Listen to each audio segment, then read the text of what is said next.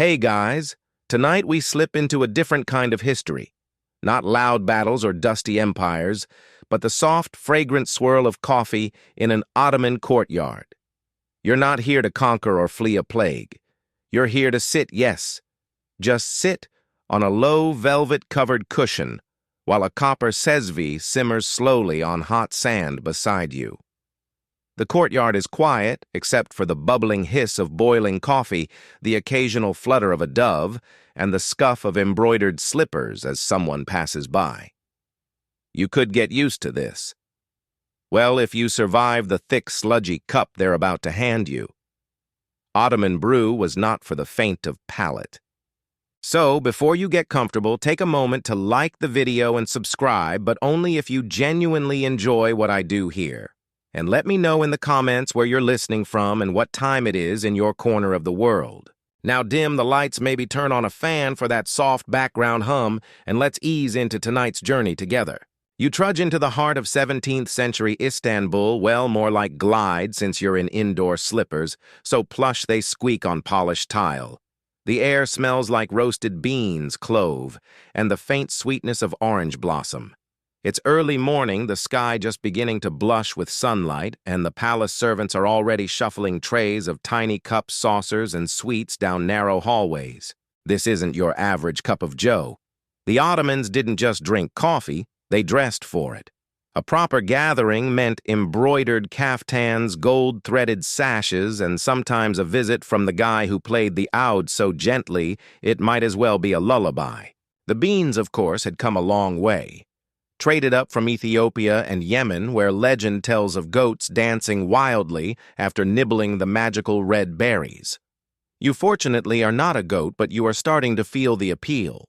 The Ottoman word for coffee kahve rolls off your tongue like a lullaby itself. It was bitter, yes, but mixed with sugar spices and enough ceremony to make you forget it was technically a drug. Ceremony mattered. A tray would be brought out slowly like a sacred object. On it, delicate porcelain cups called fincan nested in ornate holders. Coffee would be brewed in a long-handled sezve, never rushed, always over low heat, sometimes nestled in warm sand. It bubbled, hissed, and thickened like a potion. You could fall asleep just watching it. In fact, the drink wasn't even strained. Grounds settled at the bottom of your cup, waiting to be read like fortunes later. You were supposed to sip slowly, leaving that final inch untouched unless you enjoyed chewing your beverages. And while coffee was spreading across the empire, there were few places more dedicated to the ritual than the Topkapi Palace, home to the Ottoman sultans. Behind one of its hundreds of doors, there was an entire wing just for preparing coffee. The kahveci, literally, the chief coffee maker, held an actual court position. His job, ensure that coffee served to the Sultan and his favorites wasn't just perfectly made, but also, this is crucial, not poisoned. Historians still argue whether coffee's prestige came mostly from its flavor or its symbolism. Was it the taste, the aroma, or the power it signaled to serve or receive such a precious imported, carefully prepared item? Meanwhile, in a small town elsewhere in the empire, a merchant and his wife begin their day. You imagine them rising slowly, slipping into slippers and heating water over a small charcoal stove. The sezve is dented and plain, but the ritual is the same. Ground beans, a spoon of sugar, the wait, the pour, the silence. You stare into your own cup now, its surface shimmering like oil, a faint ring of foam on top, the köpük prized by coffee purists. In this moment, you're not a time traveler. You're a guest, a sleepy, mildly caffeinated guest. But before you can get too cozy, someone brings out a plate of lokum Turkish delight. Rose-flavored, sticky, and absurdly sweet. This isn't dessert. This is palate insurance. There's a peculiar calm here. No one gulps their drink. There is no paper cup with your name misspelled on it. There's no rush. Only you, your cup, and the sound of a breeze brushing through cypress trees outside the stone walls. Coffee, it turns out, was more than a stimulant. It was an event. The act of making it was like prayer, repetitive, intentional grounding. Whether in a palace or a clay house in Konya, the steps were the same. Water, beans, heat, wait, sip, pause. And if you were lucky, the coffee came with a story, a traveler's tale, a bit of poetry, or a recited line from Rumi that, to be honest, sounds deeper when whispered over caffeine and sugar. One fringe tradition worth noting: in some households, it was believed that if the foam in your coffee cup broke too soon, you'd receive disappointing news by evening. Not catastrophic, just mildly annoying, like rain during laundry or a friend canceling dinner. Cozy tragedies, the kind you could fix with another cup. By now your feet have gone warm against the carpets, and your hands feel settled around the tiny porcelain bowl.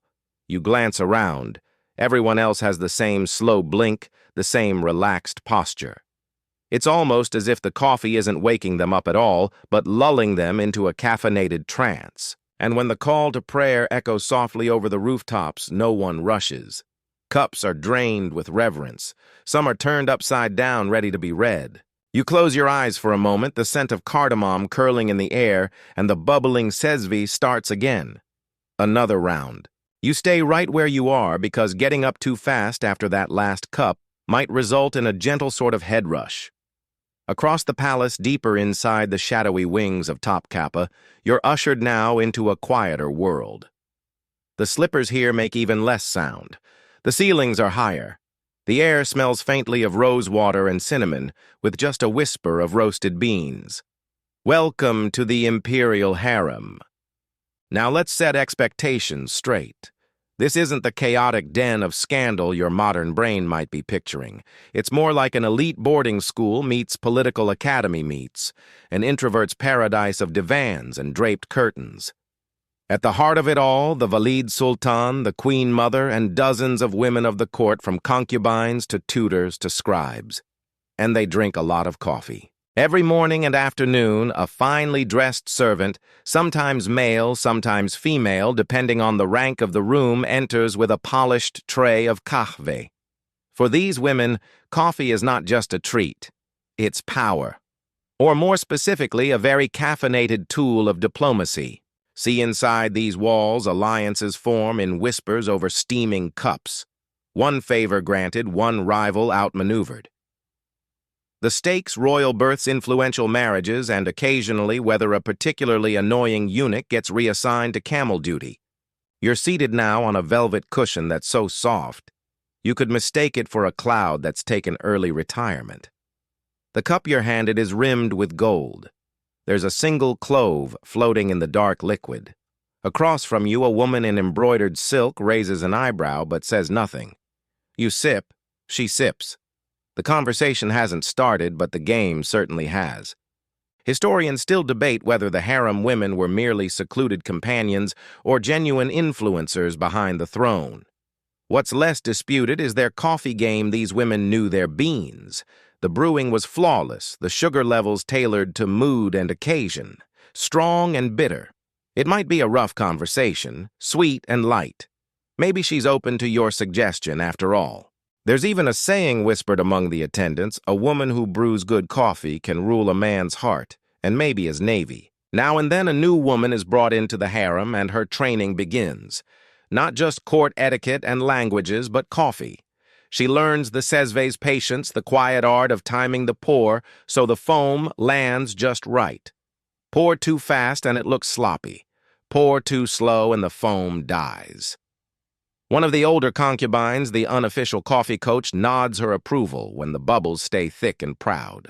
The Sultan himself doesn't always visit the harem, but when he does, it's tradition for a favored consort to serve him personally. No pressure, just the ruler of one of the world's largest empires staring at your foam consistency. Totally relaxing. But let's step out of royal circles for a moment and wander into a quieter alcove where a group of elderly women sit cross-legged, sipping together. They're not politicking. They're gossiping. About love dreams and whose daughter is secretly meeting that handsome lute player from across the courtyard. In the center, one woman turns her cup over and lets the grounds dribble down into the saucer. She squints into the inky shapes left behind, muttering softly. Fortune-telling was an informal but popular coffee ritual known as foul. The grounds might reveal anything from journeys to heartbreak to, you guessed it, a goat. You glance at your own cup and wonder what it says about you. Probably that you're tired. that you've traveled too far without moving at all. That maybe, just maybe, you've stumbled into a piece of history designed not to be conquered, but sipped, a quirky tradition you probably wouldn't expect. When Ottoman brides-to-be were introduced to the groom's family, the bride was expected to serve coffee sometimes with salt instead of sugar. It was a test. If the groom drank the salty brew without flinching, he passed. If he made a face, well. Marriage is about compromise, but apparently not with beverages. Back in the harem, the Valid Sultan sips her coffee, slowly surveying her court. Behind her, two scribes take notes, not on the conversation, but on which gifts arrived from which provinces, who visited whom, and who had the audacity to serve lukewarm coffee last Thursday. You're offered a second cup, but this one's spiced with a hint of cardamom and orange peel. Different mood. A softer tone. Maybe the woman across from you is ready to talk now. Or maybe she's just enjoying the silence. You let the cup warm your hands, the steam brushing your face like a sigh. It's easy to forget, surrounded by this calm, that outside the palace the world is changing, borders shifting, trade routes opening. Coffee itself is becoming a global obsession, but in here it's still personal, still quiet, still, if you'll forgive the pun, brewed to perfection. And then, without fanfare, the tray is taken away. A servant retrieves the empty cups, never making eye contact. The scent lingers and the conversation drifts on like a silk curtain caught in a breeze. You lean back into the cushion, your mind floating somewhere between memory and dream. At the end of the day, these women may be remembered in footnotes or fairy tales, but they shaped empires in silk robes and gold-threaded slippers with coffee as their silent ally. And you're still sitting there, not sure if you're more relaxed or more caffeinated. You blink slowly, half expecting the palace walls to dissolve into mist, but no, you're still here. And this time, you're stepping outside. Beyond the perfumed hush of Topkapi and the secretive sips of the harem, Istanbul's streets begin to hum with a different kind of coffee ritual altogether. It's noisier here, busier, somehow even cozier. You're in the heart of the city now, in a neighborhood where cobblestone streets wind around weathered stone mosques, textiles hang in breezy alleys, and everywhere, the aroma of roasted coffee clings to the air like gossip on a Sunday. Welcome to the Ottoman Kahvehain, the coffee house. It's mid-afternoon and you slip into one with low ceilings and a crooked wooden sign outside. Inside, the ceiling beams sag a little and the benches are worn smooth from decades of conversations, arguments, naps, and backgammon. Oh yes, backgammon is serious business here. Don't touch the dice unless you're ready to commit. These coffee houses aren't just for drinking coffee. They're for drinking in everything: news, poetry, debates, music, a bit of neighborhood scandal. The Ottoman Empire was massive, diverse, and complex, and these coffee houses were where it came to talk to itself. Think of it as a very early version of Twitter, except people actually listened, and the arguments came with pastries. You nestle into a seat against the wall. Someone has left a copy of a handwritten poem on the table. Next to it, a plate of kurabiye shortbread cookies dusted with pistachio. The waiter nods, disappears, and reappears with what else? A tiny cup of coffee so dark it looks like molten obsidian. And here comes your mainstream historical fact: the first Ottoman coffee house is believed to have opened in Istanbul around 1555, started by two enterprising Syrian traders named Hakem and Shams. At the time, the whole idea of drinking coffee in public with strangers seemed suspicious, exciting, possibly subversive, definitely addictive. You take your first sip. Still strong, still sweet, still grounding. The man beside you is reciting lines from divan poetry, flowery stuff full of metaphors about nightingales, moonlight, and occasionally eyebrows. The listener nods slowly, maybe understanding half of it. You pretend to understand most of it. Fringe, tidbit time at their height. Some Ottoman coffee houses didn't just serve drinks, they hosted shadow puppet shows. Picture this: behind a backlit sheet, the figures of Karagöz and Hatzivat bicker and banter their way through jokes that somehow remain funny 400 years later. You sip your coffee, half listening to the show and half distracted by the argument beginning at the table across the room. Two men are debating taxes, or maybe it's military policy, or perhaps whether the poet Baki's latest verses were actually better than Fuzuli's. You can't be sure, but one of them gestures so hard that his fez nearly tips off. That's how you know it's serious. Historians still argue whether the Ottomans truly saw coffeehouses as a threat to state order or just a convenient excuse to keep an eye on gathering places. At various points, sultans banned them outright, claiming they distracted men from prayer and made people too opinionated. Which, to be fair, is also a pretty accurate description of most modern online comment sections. But the bans never lasted long. People needed their coffee, and maybe even more than that, they needed each other. Evening settles. Someone begins playing the ney, a reed flute, with a sound so breathy and ancient that it feels like the building itself is sighing. You lean back. The lanterns flicker. A man nearby is staring intently at his empty cup, trying to read the grounds. He looks like he's searching for an answer to a question he's not ready to ask out loud. A waiter walks by with a brass tray refilling cups. No one calls out. Everyone just knows when your cup is empty, you pause, make eye contact, and the refill appears like magic. There's an elegant rhythm to the space. You wonder how many revolutionary ideas were born right here between sips. There's a theory that these coffee houses helped birth the concept of the public sphere, a place where ideas, not titles, ruled. You didn't have to be a scholar or a scribe to speak up. You just had to be there. You just had to listen and drink slowly. Suddenly, there's laughter from the next table. Someone's telling a joke about a vizier, a donkey, and a basket of cucumbers. You don't catch the whole thing, but the punchline makes even the stone-faced man in the corner crack a smile. You're offered a small glass of water. Now tradition says it helps cleanse the palate. Or maybe it's just a chance to pace yourself before round 3. Ottoman coffee hits differently. You're not jittery. You're alert. Floating slightly above the cushion, mind, humming like a distant string instrument. Outside, the city is dark now. Oil lamps flicker along the alleys. Cats wander between doorways, always in charge, always unimpressed. Inside, the coffee house glows golden and warm, a kind of hearth in a restless empire. You close your eyes for a moment and imagine a traveler, maybe from Venice, maybe from Aleppo, walking into this space for the first time. Bewildered by the silence, the poetry, the thick black liquid that somehow unites strangers into friends, thinkers, or quiet revolutionaries. And just before you nod off, someone places another cup in front of you. No words, just the faint hiss of hot liquid, the scent of cloves and cardamom, and the promise of another story waiting in the grounds. By now, you might be thinking, wait, was everyone in the Ottoman Empire just lounging around sipping coffee all day? And fair question. But no, some people were really taking this drink seriously. Like dangerously seriously. We're leaving the cozy cafes and shadow puppet shows behind now to visit the coffee police. Yes, that was a thing. It's early morning, the kind where the light hits the marble courtyards like spilled milk and the city is just starting to stir.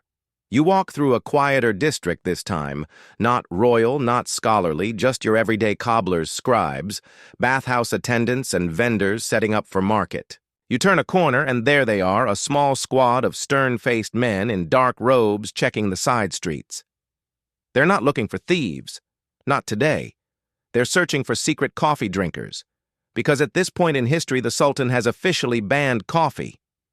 Again. The reasons shift like sugar in a stirred cup. Sometimes it's for religious reasons, sometimes political, and sometimes because the authorities are simply tired of the endless talking. Coffee houses, it turns out, are a little too effective at stirring up ideas. You duck into a dimly lit back room where a group of men are already seated. One is lighting the fire beneath a narrow-necked copper pot. Another is grinding beans in a mortar, stealing glances at the door. A third mutters a prayer not for safety, but for foam. That perfect K-mac on top that marks a well-brewed cup. You're witnessing the underground world of Ottoman coffee smugglers. Mainstream historical fact, Sultan Murad IV in the early 1600s issued one of the most severe coffee bans. He believed coffee was an intoxicant, lumping it in with tobacco and alcohol. His punishments were, let's say, not exactly a slap on the wrist.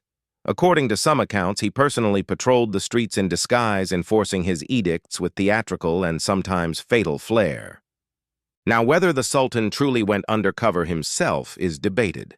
Historians still argue whether this was just legend or actual imperial cosplay, but the fear was real, and yet, so was the craving. In some parts of the city, coffee houses didn't close. They just went quiet. Windows shuttered, voices lowered. A code developed: if the sesve was hanging outside, it meant no police were nearby. If the sesve was gone, don't risk it. Drink tea, or pretend to enjoy water. You're seated now at one of these hidden shops, the air thick with roasted bean smoke and whispered poetry. The man beside you leans in and says, "They can take our cups but not our conversations." Then he nods, solemnly, bites into a date pastry, and resumes his chess match. And here's your fringe fact: for this stretch in the Ottoman military, especially among the Janissaries, coffee became such a vital part of life that they had their own rank for the person who brewed it, the kahveci, or head coffee officer. Imagine being in the middle of a campaign, and the most respected man in the tent is the one who can get the foam just right. Back in the city, not all coffee drinkers hid. Some leaned into the danger, turning their defiance into performance. Coffee salons began to blur the line between drink shop and theater. Poets would stand on tables reciting rhymed critiques of local governors, thinly veiled, of course, all while sipping from cups painted with miniature roses. One salon in particular, now long vanished, was famous for letting patrons pay in poems. If the verse pleased the host, your coffee was free. If not, well, you might be asked to leave politely and with a bruised ego. Better luck next stanza. Despite the bans, coffee never left. The state could outlaw beans, shut down cafes, even arrest roasters, but coffee wasn't just a beverage anymore. It was ritual, rebellion, a way of being awake in a world that often demanded sleep. Even in the most conservative quarters, coffee had a foothold. Imams debated its use, some condemning it as haram, others defending it as a drink of clarity. Eventually, most scholars agreed coffee wasn't intoxicating unless maybe you drank it with your eyes closed and imagined very, very hard. As the bans came and went, the people stayed loyal. That's kind of the magic of the Ottoman coffee culture. It wasn't about caffeine. It was about company. Whether whispering in a back alley cafe or brewing by candlelight in a hidden corner of the Grand Bazaar, people drank together, talked, listened, shared. You rise now from your low stool and walk down a narrow passageway that leads into a courtyard. It's empty except for one elderly man with an elaborate silver pot. He's grinding beans slowly, rhythmically, like someone performing a sacred rite. You sit beside him. He doesn't speak, just pours. You sip, it's perfect.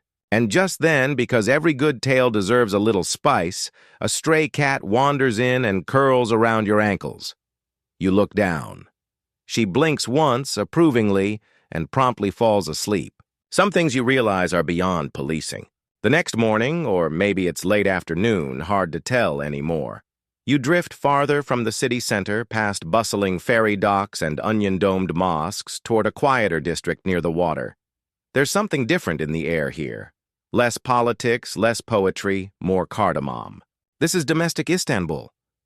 Not the halls of power, not the noisy kahvehanes, but the home kitchens and garden courtyards where coffee isn't a public event. It's a private, cherished ritual. You're about to learn how the Ottomans didn't just drink coffee.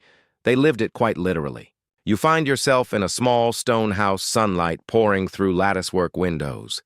The air smells like rose water and roasted sesame. Somewhere in the courtyard, someone's humming. Inside, a woman is preparing coffee, the old way, very old. She's toasting the green beans herself over a charcoal brazier, slowly, patiently, until they shift from grassy to nutty to dark and rich. Then she grinds them not with a metal mill, but with a wooden mortar, her hands steady and practiced. This isn't your usual how-to video. There are no measurements. It's all by memory, muscle, and scent. You don't ask questions. You just sit back, straight legs crossed, and wait. Mainstream historical fact by the 17th century coffee had become a central part of Ottoman domestic life, especially among the elite.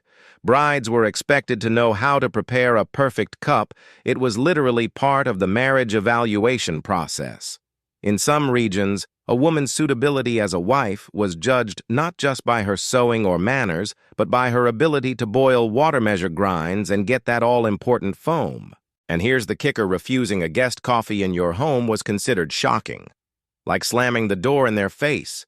Even the poorest households kept a small supply tucked away for visitors, because coffee wasn't just a drink, it was dignity. You're offered a tiny porcelain cup served with a sugar cube and a side glance that says, "Don't spill it on the rug." You cradle the saucer like it's breakable because it is, and take a sip. It's floral with a hint of smoke. You nod grateful, already trying to memorize the taste. Time for a fringe tidbit. During the 18th century, some Ottoman women were granted the legal right to divorce their husbands if they failed to provide enough coffee. Let that sink in. Coffee wasn't just a pleasure, it was a right. You imagine a courtroom scene. The judge sips quietly, nods, and declares, "Ma'am, you deserve better grounds. Sorry, had to." You're ushered outside now to a breezy veranda where relatives gather under a fig tree. Someone's making sweets locum sticky and dusted with powdered sugar. Children chase chickens. An old man sings a half-remembered folk song about a traveling coffee seller who lost his donkey and ended up founding a village. No one questions the story. Historians still argue whether Ottoman coffee culture was truly universal, or whether it remained in practice a mostly urban elite pastime. In the countryside, tea and other herbal drinks were often preferred, and in certain nomadic communities, coffee was a luxury more than a daily staple. Still, the symbolism endured wherever you went in the empire. Offering coffee meant welcome, and drinking coffee meant you belonged. In some towns, communal roasting houses sprang up where neighbors would bring their green beans to be roasted together, catching up on gossip while the air turned smoky sweet. In others, coffee was brewed in kesve, passed down through generations, their handles polished smooth by repetition. You sit with a group of grandmothers now, all in patterned scarves, their laughter sharp and sudden. One of them's telling a story about a goat who drank coffee and danced until dawn. Another swears she once saw a pigeon land on a pot and refused to leave until it got a sip. And yes, you're handed another cup. You weren't going to ask, but it appears anyway, like everything else today. This one is brewed with cinnamon. It tastes like memory. As the sun sets, the group falls into an easy silence. There's no rush. Coffee slows everything down. It makes time feel less like a ticking clock and more like a lazy river. You realize something beautiful in a world as vast and complicated as the Ottoman Empire. It was the tiny domestic moments that gave life its flavor. Someone yawns. You follow suit. A rooster crows confused. It's either early or very late. A cat appears different one this time and curls up next to your foot, purring like a bubbling pot. The woman who made your coffee returns with a soft blanket and drapes it gently over your shoulders. Not because you asked, just because that's what you do when someone stayed long enough to drink a second cup. You wake to the gentle sound of waves lapping against a wooden hull. Somehow your journey has taken you aboard a small boat, bobbing gently in the Bosphorus. It's still Istanbul, but quieter now, softer. The sun is beginning to rise over the minarets, and your host, a grizzled man in a threadbare vest, is already preparing coffee over a coal stove bolted to the deck. Because yes, even on boats there's coffee. He nods at you without speaking, then begins the familiar ritual. Grind, pour, stir, wait. You're starting to realize that in the Ottoman world, time doesn't pass until the coffee is ready. You lean over the edge, watching cormorants dive for fish. To your left, a caravan of barges carries barrels and baskets, dates, walnuts, sacks of beans. Somewhere in one of those crates, freshly imported coffee beans from Yemen or Mocha are making their way to a spice market, ready to be toasted and traded in shadowed alleys and glittering courts. Mainstream historical fact: the Ottoman coffee trade was vast and sophisticated, especially from the 16th century onward. Yemen, particularly, the port city of Mocha, was the empire's most critical coffee source. Ottoman control over the Red Sea trade routes made them the primary distributor of coffee throughout the Islamic world and eventually into Europe. But here's where things get quirky. Despite its popularity, the Ottomans never cultivated coffee on a wide scale within their heartland. The beans were always imported. Historians still argue whether this was due to climate limitations or imperial trade politics, or perhaps both. Either way, it created a thriving, complex network of traders, smugglers, and sea captains, all ferrying this dark, magical bean across deserts and oceans. Your boatman now serves you a cup, this one brewed with a dash of salt and cardamom, a trick common in certain coastal towns. It's bracing like the morning air.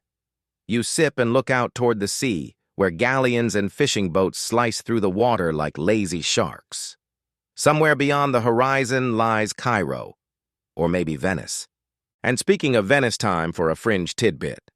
Ottoman coffee was one of the first exotic goods to mesmerize European markets. In fact, Venetian traders were among the earliest importers of Ottoman-style coffee into Italy. But they didn't quite get it. The thick, gritty texture and strong taste were deemed suspicious.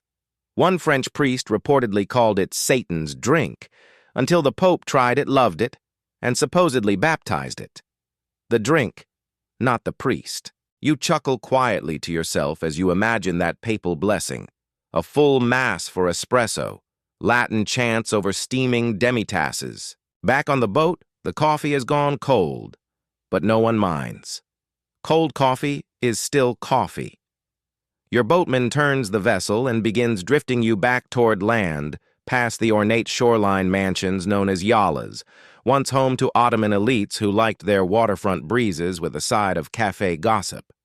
You dock near one such mansion. Inside, things are a little more elegant. Marble floors, painted ceilings, cushioned divans that invite, not demand, lounging. A servant appears with a gilded tray of coffee, each cup resting in filigree holders called zarf. These weren't just decoration. Zarfs helped keep fingers from burning and allowed for, let's say, dramatic sipping poses. You try one, it works. In this setting, coffee isn't just a beverage. It's a ceremony. There's a ritual greeting, a prescribed order of serving, a specific way to fold the napkin. Everything is etiquette choreographed precise. You feel like you've stepped into a slow-motion dance, one that's been repeated for centuries. And here's something to consider: Ottoman coffee diplomacy was very real. Ambassadors often used coffee as both gift and gesture. During tense negotiations, a well-timed serving of coffee extra foam, perhaps a hint of clove, could smooth frictions more effectively than hours of argument.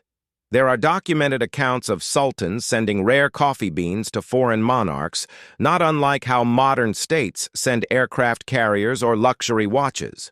You watch now as the lady of the house hosts her afternoon café sati, or coffee hour. It's half social club, half power meeting. Jewelry sparkles, gossip flows. A small boy plays the oud in the corner, humming along under his breath. You wonder if he even knows the tune's 500 years old. In the background, someone explains the coffee grounds reading game, a fortune-telling ritual where the dregs at the bottom of your cup reveal your fate. You peer into your own empty cup. There's something that looks vaguely like a camel or a squid. Hard to say. Either way, your future smells like nutmeg. By now you've had so many cups, your heartbeat is a metronome.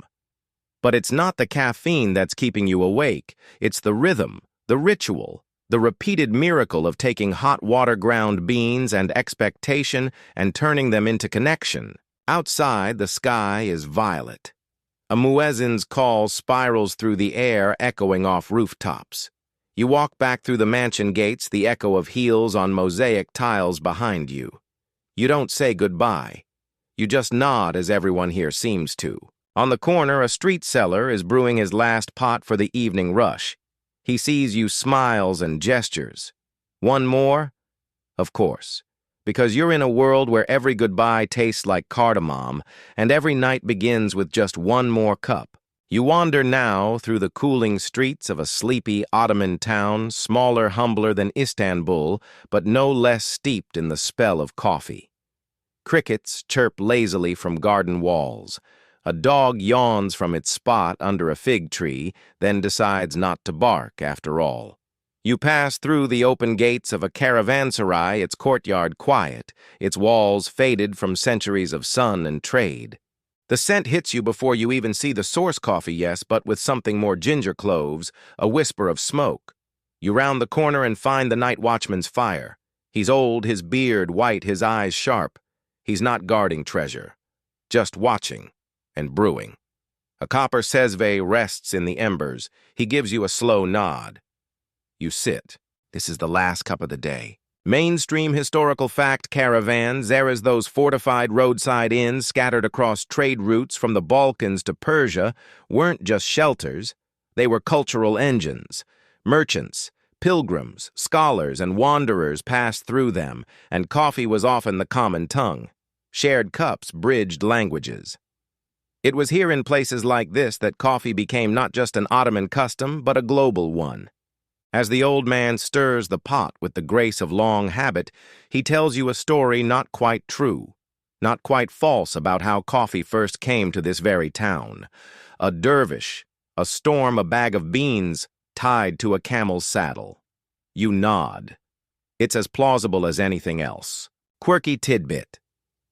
In the 18th century, it wasn't uncommon for Sufi mystics, particularly among the Mevlevi, order to drink coffee before long sessions of chanting and whirling. They believed the drink helped them focus, cleared the mind, opened the heart. Some even referred to it as the milk of thinkers. You sip slowly. The brew is dark, unsweetened with a hint of cinnamon bark. The fire crackles. Sparks dance upward, disappearing into the velvet sky. Around you, shadows shift like curtains in a breeze. Somewhere in the distance, a donkey brays once, then gives up. Historians still argue whether the spread of Ottoman coffee culture was driven more by imperial policy or simple human craving. Did the sultans encourage it as a unifying force? Or did people just want it, need it in every corner of the empire? Maybe both. What's certain is that by the 19th century, even the farthest provinces of Ottoman lands had found ways to make the bean their own, adding spices, rituals, local legends.